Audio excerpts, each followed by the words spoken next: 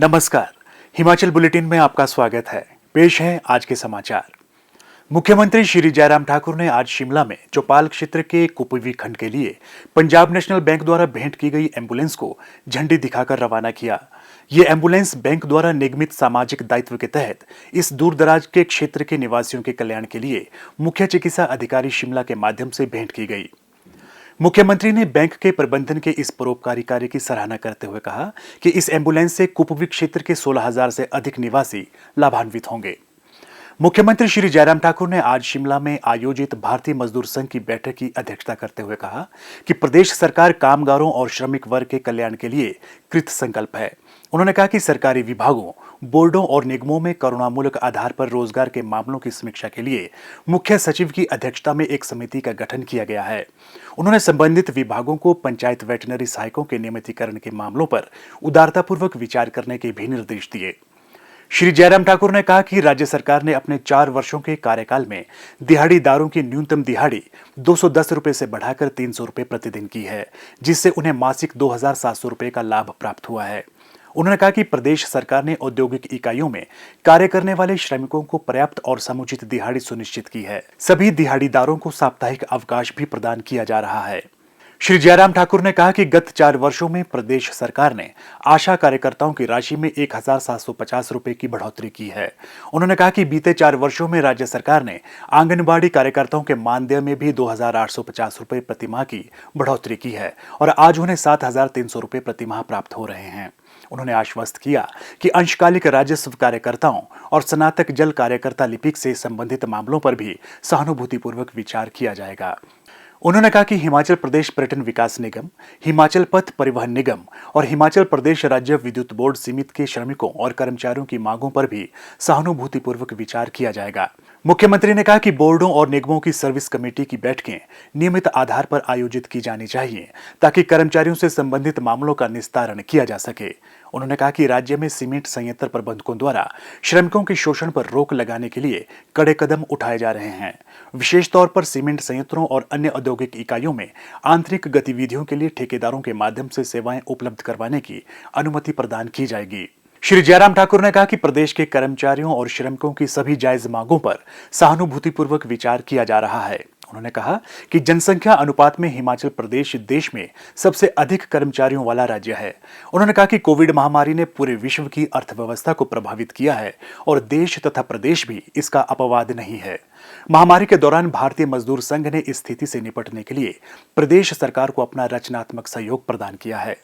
राज्य के कर्मचारियों ने भी परीक्षा की इस घड़ी में अपना महत्वपूर्ण योगदान दिया है।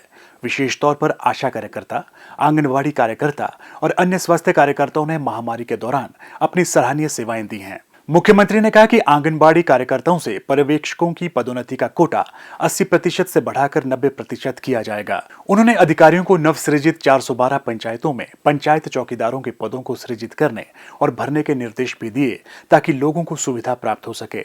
मुख्यमंत्री ने कहा, सरकार बनने के साथ ही हमने जो किया जा सकता था हिमाचल की वित्तीय परिस्थितियों को ध्यान में रखते हुए कर्मचारी वर्ग के लिए कहीं भी कमी नहीं छोड़ी। और ये भी सत्य है कि हर बजट में कर्मचारी वर्ग के लिए कुछ जगह अधिकार के रूप में और कुछ जगह उनके कार्य को देखते हुए, उनकी जटिलताओं, उनकी परेशानियों को देखते हुए, उनके जो प्रमोशन के इश्यूज थे, उनके सैलरी में डिस्पैरिटीज थी, उन सारी चीज़ों को ठीक करने के लिए समय समय पर हम बजट में भी सहयोग देते रहे और उसके अतिरिक्त अन्य जो भी हमारी बैठकें होती थी, जब भी हमारा कोई इस प्रकार का प्रस्ताव कर्मचारियों की ओर से आता था तो कैबिनेट में उस बारे में निर्णय लेते रहे। आपके जितने भी यहाँ पर इश्यूज रेज किए गए, जहाँ भी जिस रूप में भी आप लोगों ने अपनी बात कही है और जिस रूप में हम इनको बजट में हम इसको शामिल करने की परिस्थिति में होंगे, बजट में इनके समाधान की दिशा में कोई कदम उठाएंगे तो निश्चित रूप से आज की इस बैठक को श्रेय जाएगा उस बैठक। बजट हमारा 4 तारीख को है।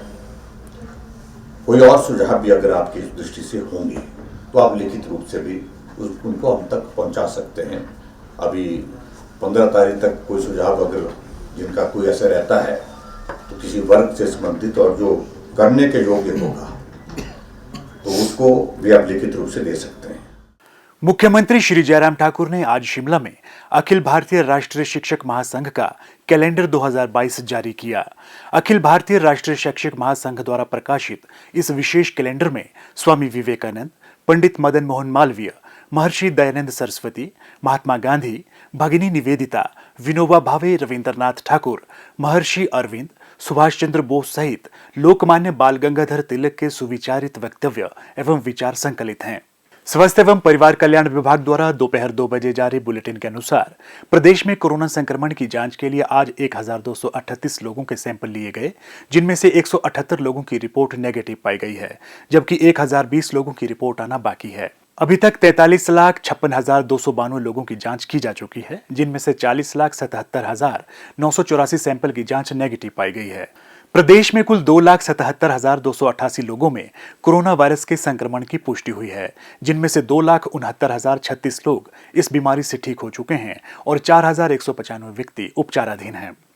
हिमाचल बुलेटिन देखने के लिए सब्सक्राइब करें YouTube channel IPR Himachal, follow करें ट्विटर @DPRHP, लाइक करें Facebook page information and public relations department Himachal Pradesh, visit करें वेबसाइट www.himachalpr.gov.in। इस अंक में इतना ही। कल फिर होगी मुलाकात, दीजिए इजाजत, नमस्कार।